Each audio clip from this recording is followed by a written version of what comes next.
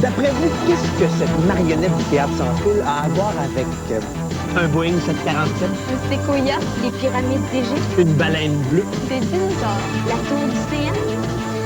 Eh bien oui, vous avez raison, ce sont tous des géants.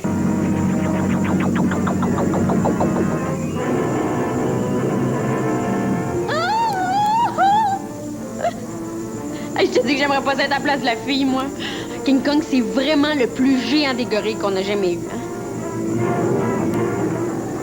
Tu vois, Marie-Soleil, c'est toi qui aurais peut-être pu tenir King Kong dans ta main, parce que King Kong, il était pas plus grand que mon petit Henri qui est ici. Il mesurait à peu près 18 pouces de haut.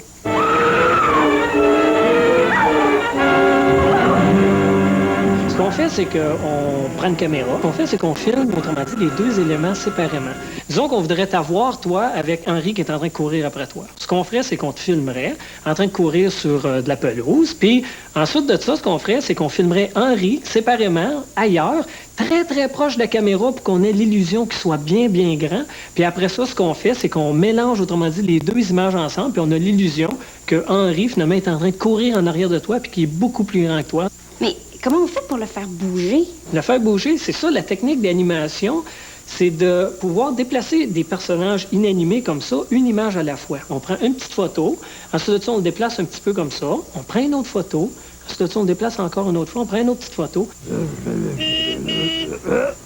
La succession rapide des clichés permet ensuite de créer l'illusion de mouvement. Pour animer Henri, un personnage qu'il a imaginé alors qu'il n'avait que 11 ans, Éric a eu recours à cette technique. Mais réaliser un petit film d'animation comme celui-ci demande des heures et des heures de travail.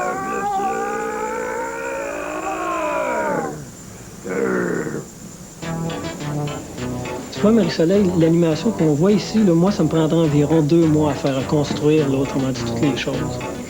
Toi, Alex, combien de temps ça t'a pris? Ça prend à peu près 2-3 jours du commencement jusqu'au bout. Es-tu sérieux? Oui. Wow, je pense que je vais m'acheter un ordinateur. Éric et moi sommes chez Softimage. Cette compagnie a créé le logiciel qui a donné naissance à certains des dinosaures géants du film Le Parc Jurassique.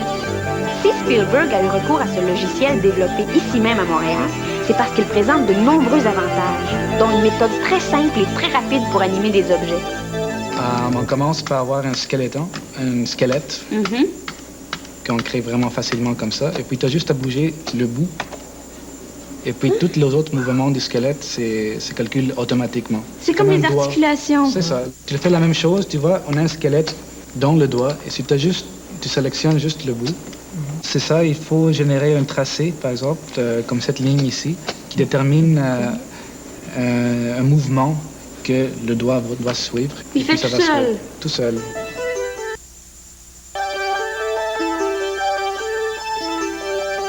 Éric, je te dis que tu dois être pas mal découragé quand tu vois ça. Hein? Oui puis non. Ce qui arrive, c'est que dans le film Le Parc Jurassique, il a utilisé juste 6 minutes d'animation par ordinateur. Il utilisait cette animation-là quand on voyait les dinosaures au complet qui se déplaçaient de la tête jusqu'aux pieds.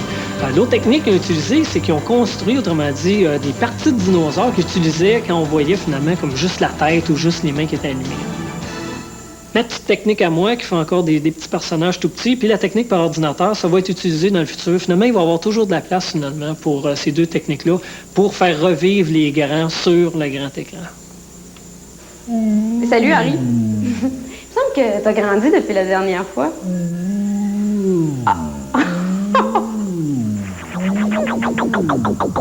Savais-tu que l'homme qui a battu tous les records de grandeur mesurait 2,72 m?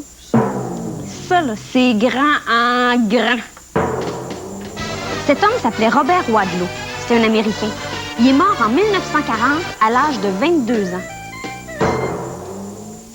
Peux-tu imaginer quelqu'un d'aussi grand? À 5 ans, il était de ma grandeur. Adulte, ses pieds étaient 2 fois plus grands que les miens. Ses bras étaient tellement grands que quand il les mettait en croix, il arrivait à toucher aux 2 extrémités d'une table de ping-pong.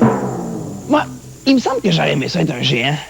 J'aurais pu être un champion de basketball. Hey, oublie ça le sport, Grégory. En réalité, Robert Wadlow était malade. Il souffrait de gigantisme. Son cerveau sécrétait en trop grande quantité une hormone qui permet à nos os de grandir pendant la croissance. Puis le gigantisme, c'est une maladie. Mais oui, t'es un vrai géant comme Robert Wadlow, t'as toutes sortes de problèmes.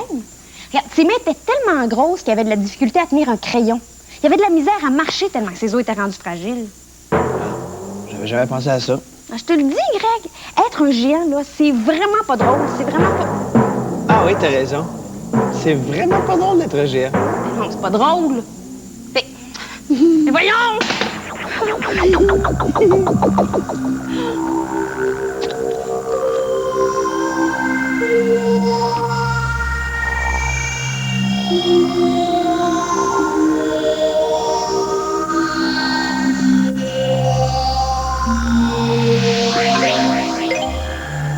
Génial, génial. Philo, t'as du génie. T'es parti pour la gloire. Ça pourrait même te mériter un prix Nobel. Salut Philo, puis ton expérience. Voyons donc, c'est-tu un vrai? Touche pas à ça. Voyons donc, t'es donc bien susceptible, toi. T'as pas l'air de te rendre compte, Claude-André, toi et le petit, que c'est pas des choux ordinaires. Ben, ce chou-là, avec mon engrais que j'ai mis au point, il a quadruplé de taille en moins d'une semaine. Téléphone. Allô? Ah, salut, Max. Tout de suite? Ça pourrait pas attendre un peu, c'est... Oh oui, j'arrive. Touche à rien, je reviens dans quelques minutes. Mais, où c'est que tu t'en vas? Chez vous. Ta sœur a vraiment besoin de moi, il y a quelque chose à réparer. Des légumes géants. Philo, t'es un génie. Compte sur moi, notre avenir est assuré. Ouais, mais tout à coup, c'est même pas mangeable.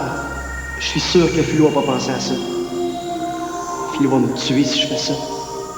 D'un autre côté, il vaut mieux le savoir tout de suite.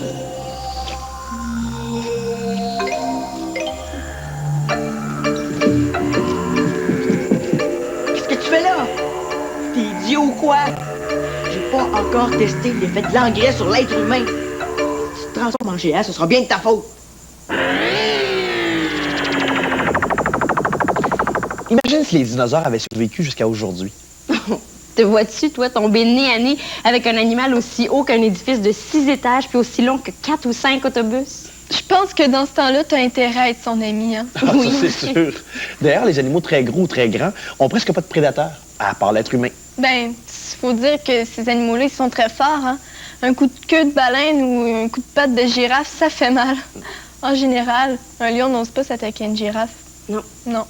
Avoir aucun prédateur, c'est tout un avantage. Mais être un géant, là, c'est pas de tout repos. Prends la girafe. C'est bien pratique pour elle d'avoir un long cou. Ça lui permet de brouter la cime des arbres. Mais pour boire, la girafe doit écarter ses pattes avant, ce qui la déséquilibre. Et c'est rien de très confortable. Ce serait plus pratique pour elle d'avoir une trompe. La trompe de l'éléphant, qui est le prolongement du nez et de la lèvre supérieure, est à la fois forte et habile. Aussi habile, en fait, qu'une main humaine. L'éléphant s'en sert donc pour accomplir une foule de tâches, dont boire et manger. Oh, ça, pour manger un éléphant, mange. Chaque éléphant a besoin d'environ 100 à 200 kilos de fourrage par jour. Ça veut dire que l'éléphant est obligé de consacrer une grande partie de sa vie à la recherche de nourriture. Oui, mais les éléphants, ils passeraient beaucoup moins de temps à chercher de la nourriture s'ils mangeaient de la viande. Parce que la viande, c'est beaucoup plus nourrissant que de l'herbe. Oui, mais réfléchis une minute, là. Imagine un éléphant de 5 ou 6 tonnes qui doit se mettre à courir après un lézard ou bien une antilope. C'est beaucoup trop difficile. C'est pour ça que les animaux géants sont pour la plupart herbivores. Même les plus grands dinosaures l'étaient. En tout cas, moi, si je pesais 5 ou 6 tonnes, je m'organiserais pour aller patauger dans l'eau comme les hippopotames. Ben, c'est vrai que dans l'eau, on se sent beaucoup plus léger, hein? Les hippopotames, qui passent une grande partie de leur vie dans l'eau, ont même une épaisse couche de graisse qui leur permet de flotter sans effort. C'est aussi le cas des baleines. En plus de les aider à flotter, cette couche de graisse les garde au chaud. Malheureusement, c'est aussi en partie à cause de cette couche de graisse que les baleines ont longtemps été chassées. Pendant près de 200 ans, les baleines ont été exploitées du museau à la queue. La graisse et les huiles servaient dans la fabrication de cosmétiques, de savons, d'encre d'imprimerie, de bougies. La viande était mangée, puis les fanons servaient à fabriquer des corsets, des parapluies et des balais. Aujourd'hui, la chasse à la baleine est interdite depuis 1986. Heureusement, parce que certaines espèces avaient été tellement chassées qu'elles étaient menacées d'extinction. C'est vrai que quand on se met à chasser intensivement un gros animal, ça prend pas de temps avant que l'espèce soit menacée. Ah ouais, pourquoi? Mais parce que les gros animaux se reproduisent plus lentement. Les femelles donnent naissance à très peu de bébés à la fois, puis les petits mettent beaucoup de temps à se développer. Bon, ben, ça veut dire que finalement, les animaux géants, ils sont beaucoup plus fragiles qu'ils en ont l'air. Ben, ils sont même très doux. Ils deviennent agressifs seulement quand on s'en prend à eux. Bref, les animaux géants ont jamais été une menace pour l'homme. Là, vous avez vraiment l'impression qu'on fait le tour de l'édifice, hein? Mais vous devez vous douter que dans le fond, on marche sur place. Oui. Et puis, on est debout devant une gigantesque porte de garage!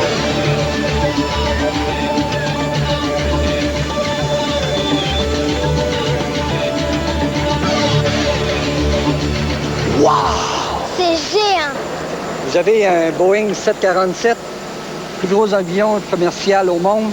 Sa hauteur équivaut à un édifice de 4 étages. Wow! Un Boeing 747, c'est un véritable mastodonte. C'est aussi long que 6 autobus mis bout à bout. Sur chaque aile, on pourrait mettre 35 voitures côte à côte. Êtes-vous en train de le construire? Non, on est prêt à effectuer une opération annuelle, une inspection, puis pour ça, il faut le débâtir, l'avion. Combien ça va prendre de temps pour faire ça? Entre 28 et 32 jours, quand on sait qu'un Boeing tient 6 millions de pièces. Wow, c'est beaucoup! Au bout de 2000 heures de vol, tous les transporteurs Air Canada subissent une telle inspection. Pendant près d'un mois, environ 70 personnes travaillent 24 heures par jour, 7 jours par semaine. Eh, mais il ne fait plus rien ici! Pas du tout. On a tout enlevé l'intérieur pour faire l'inspection du fuselage. Le fuselage, la cabine de pilotage, les 18 pneus des 5 trains d'atterrissage, les 267 km de fil électrique, les 4 turboréacteurs, tout est passé au peigne fin. Un vrai examen médical. Ce qu'on voit présentement, notre technicien effectuer une radiographie pour détecter s'il y a des fissures sur l'appareil, dans le matériel. La même radiographie que le dentiste peut effectuer chez les enfants. OK. Il peut avoir des craques? Ah, définitivement. Il y a Est-ce des que c'est craques. grave? Oui, c'est assez grave parce que la craque peut quand même se développer puis devenir un trouble majeur. Si des fissures surviennent, c'est notamment parce que le métal est soumis à des vibrations et à des températures extrêmes. De plus 30 degrés parfois au sol, à moins 50 dans les airs. De telles conditions entraînent une fatigue du métal. Hey, c'est quoi? C'est une caméra, ça? Effectivement, c'est une caméra qu'on emploie pour faire l'inspection à l'intérieur des moteurs. Au lieu d'avoir à débâtir le moteur, on se sert d'une caméra montée sur un fibre optique qu'on insère à l'intérieur pour inspecter les coussinets ou la chambre de combustion. Ça évite beaucoup de temps. La prochaine fois que vous verrez un Boeing 747, pensez-y. C'est 6 millions de pièces, environ 460 personnes et l'équivalent du poids de 60 éléphants qui s'élèvent ainsi dans les airs.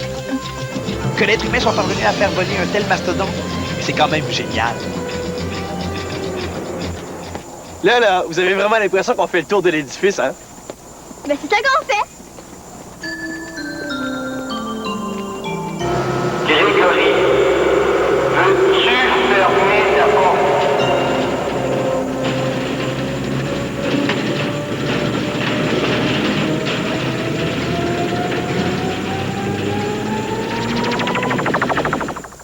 Marie-Soleil puis Greg, je vous mets au défi de construire une tour aussi géante que possible sur des œufs vides sans les écraser. Oh, ça m'apparaît être le moment du...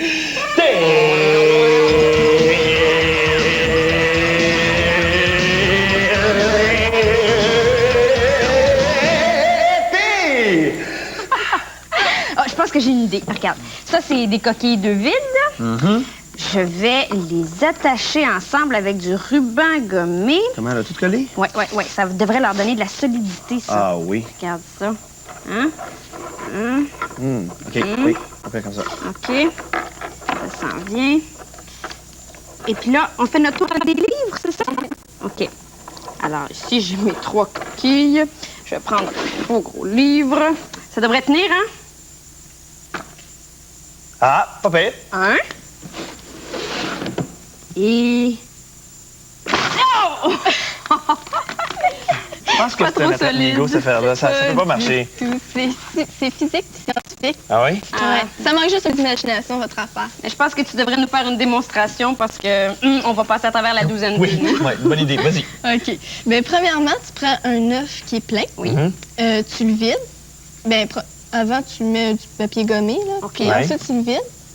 Là, à l'aide des ciseaux, tu vas découper dans le milieu du papier gommé. OK.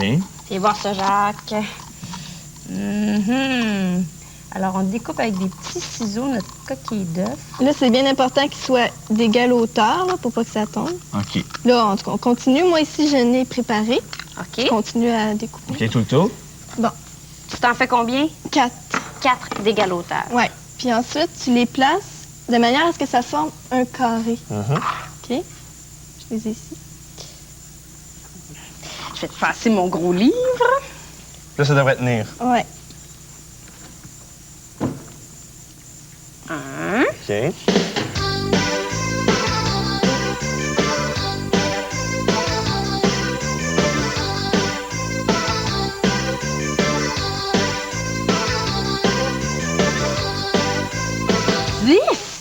Hey, c'est incroyable. Oui, incroyable.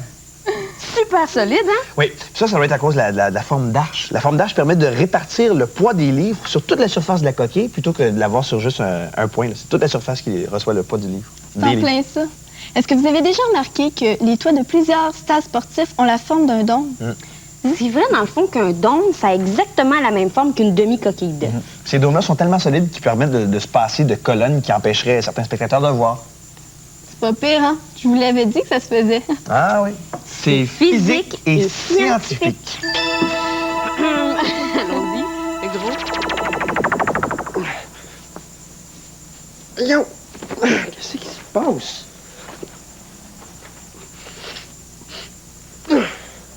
Mais voyons, matin.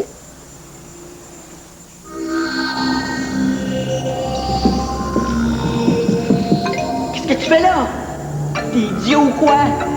J'ai pas encore testé. Il y avait de l'engrais sur l'être humain. Si tu te transformes en géant, ce sera bien de ta faute. Oh non! Excellent, excellent. Philo! Je peux pas croire que ce soit arrivé, je peux pas le croire. Oui, c'est extraordinaire. Je m'attendais jamais à des résultats comme ceux-là. Oui, mais regarde-moi! Qu'est-ce que tu fais avec des vêtements trop petits pour toi sur le dos? Coudon, est-ce que t'es aveugle? Ces vêtements-là, je les avais sur le dos pas plus tard qu'avant-hier, puis ils m'allaient parfaitement bien. C'est ton chou, Philo. Hein? Je suis en train de devenir un géant. Es-tu sûr de ce que tu dis? Viens, je vais te mesurer. Rends-tu compte ce que ça impliquerait? J'ai peut-être découvert le traitement miracle qui va traiter tous les problèmes de croissance. C'est tu pourras dire que tu as contribué à faire un grand pas à la science. Je te remercierai jamais assez. Grâce à toi, je vais l'avoir mon prix Nobel. Félix, viens ici que je te parle une minute. Max. As-tu envie de t'abonner à un magazine étonnant? Plein d'humour, plein de science. Les débrouillards, c'est ça. Hein? Alors, si ça t'intéresse, téléphone au 514-875-4444. On va te donner tous les renseignements.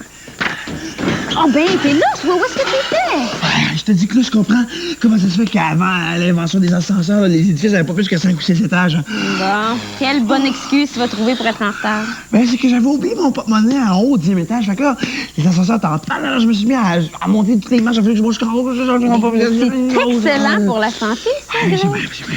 Es-tu prêt? C'est toi qui commence. Ah oui, c'est vrai. Oh, savais-tu que l'un des bâtiments les plus élevés au monde est ici au Canada? C'est la tour du CN qui surplombe la ville de Toronto. Cette tour, qui sert aux télécommunications, mesure 553 mètres de haut et pèse 130 000 tonnes, c'est-à-dire le poids de 23 000 éléphants. C'est un poids lourd. Construire un... c'est pas une mince affaire. Quelques 1500 personnes y ont travaillé pendant plus de 3 ans. Pour bâtir des édifices aussi gigantesques, il faut des matériaux solides, comme le béton. Mais ça prend aussi de la machinerie super sophistiquée. Quand on a construit la tour du CN, les matériaux ont d'abord été hissés par une grue. Mais dépassé une certaine hauteur, pour installer l'antenne par exemple, on a dû faire appel à un puissant hélicoptère. 133 mètres, la tour du CN détient le titre de la plus haute tour autoportante au monde. Mais elle devrait être détrônée d'ici quelques années. Puis on n'arrête pas le progrès, hein. Les architectes pensent qu'ils vont être bientôt en mesure de construire des immeubles de 800 mètres. Certains architectes rêvent même d'immeubles de gratte-ciel hauts de 1,5 km. Hey, 1,5 km, là, c'est 3 fois la tour du CN.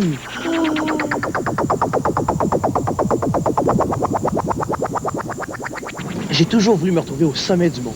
Très haut, là, quelque part où personne ne peut te déranger. Mais c'est là que je suis. Là, j'ai juste un problème, c'est que j'ai le vertige, puis je vais descendre. Au secours! Aidez-moi, je veux descendre!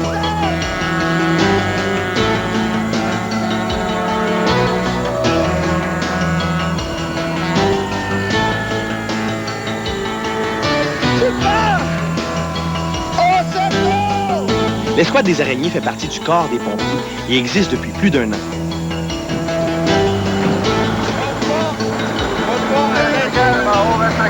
Personnel qualifié que ça vient chercher. Les membres de l'escouade mettent à rude épreuve leur sens de l'équilibre. Prise de panique, la personne en danger a besoin d'être rassurée. Bon, on essaie de rassurer cette personne-là.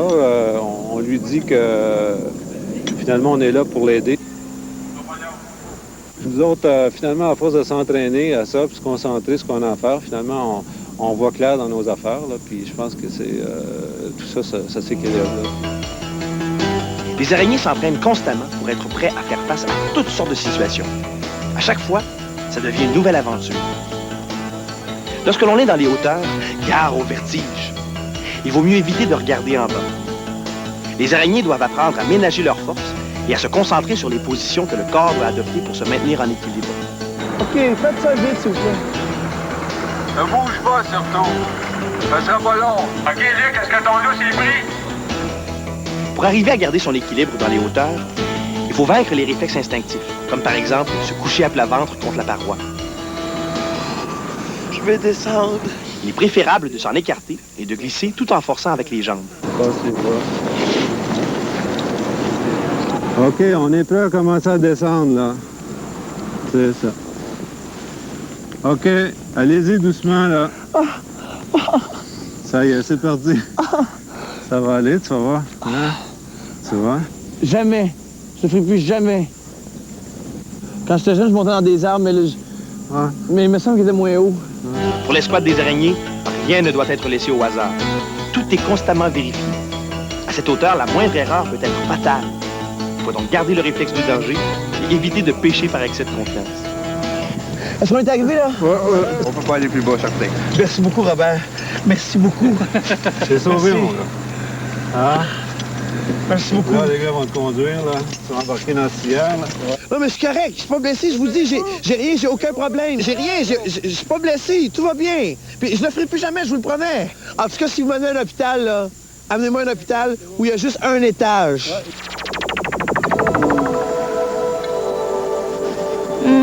Les plages du Pacifique, le soleil, la mer. Mais savais-tu qu'en l'espace de quelques secondes, ce paradis pourrait disparaître, balayé par une immense vague gigantesque? Cette vague géante, on l'appelle un tsunami ou un raz-de-marée. Ce qui en est la cause, c'est une éruption volcanique sous-marine ou un tremblement de terre. Hey, Marie-Soleil, à la radio, il parle qu'il y aurait un tsunami en formation. Ah! Un tsunami? Es-tu sérieux, toi? Dépêche-toi! T'es gros, il a envie de mourir noyé? Mais panique pas, là! Ils ont dit que c'était une petite vague de 1 mètre de haut à 150 km au large. J'ai pas de quoi s'énerver. C'est sûr qu'au large, ça représente pas de danger. Le séisme qui s'est produit au large a créé une onde qui se propage à toute allure sous la surface. La vague qui en résulte est petite, mais se déplace à 800 km/h. Arrivée près des côtes, cette petite vague va devenir un mur d'eau. Un mur qui peut atteindre 40 mètres de haut. Ça fait qu'on a intérêt à pas être sur son chemin, hein? Gros Greg, il nous reste juste quelques minutes, là. J'ai pas envie d'être emporté par un raz-de-marée, moi. Un raz-de-marée? Oui. Un tsunami, c'est un raz-de-marée? Oui!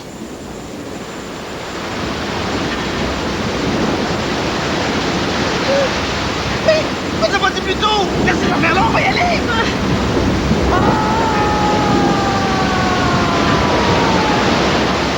Il y a sûrement une explication. Ben, tout finit par s'expliquer. Pas de panique. Pour avoir les bonnes réponses, il faut poser les bonnes questions. Bon, première des choses, la contamination. Avez-vous partagé quelque chose à manger depuis hier? Je sais pas, moi, une crème glacée, une barre de chocolat. Je vois pas le rapport. On s'est pas vu de la soirée, j'étais au cinéma. Vous êtes pas embrassés non plus avant de vous coucher? Mais franchement, pour qui tu nous prends? Ben quoi, j'ai rien dit de mal. Un demi-frère et une demi-sœur ont bien le droit de se souhaiter bonne nuit. Max, t'as pas touché à mes choux pendant que j'étais parti? Yoï! C'est-tu des vrais? Oh, puis veux-tu même dire ce que tes choux viennent faire dans cette histoire-là? C'est quand même pas tes choux qui ont fait refouler le linge dans la sécheuse que toi, puis l'autre Tremblay supposé avoir réparé. Ah, la sécheuse. La sécheuse? Philo a tellement bien réparé la sécheuse hier que la minuterie n'a pas fonctionné, puis que notre lavage a resté toute la journée dans la sécheuse à chaleur maximum. Tu vois le résultat? Donc, on n'est pas en train de devenir des géants? Des géants. La seule chose qui est vraiment géante ici, là, c'est le moton que ça va coûter à Philo pour nous acheter d'autres linge. Est-ce que tu veux que je trouve tout cet argent-là? Ben, tu prendras l'argent de ton prix Nobel, mon chou. Nous, les humains, on a toujours été fascinés par le monde des géants. C'est vrai. Je sais pas trop pourquoi. C'est peut-être parce que nous-mêmes, on sera jamais des géants. Jamais, Marie-Soleil? Ben voyons, on sait très bien qu'il faut jamais dire jamais. On sait pas ce qui peut nous arriver. Mais... Wow! Hey. Mais... Salut les débrouillards! Salut les débrouillards!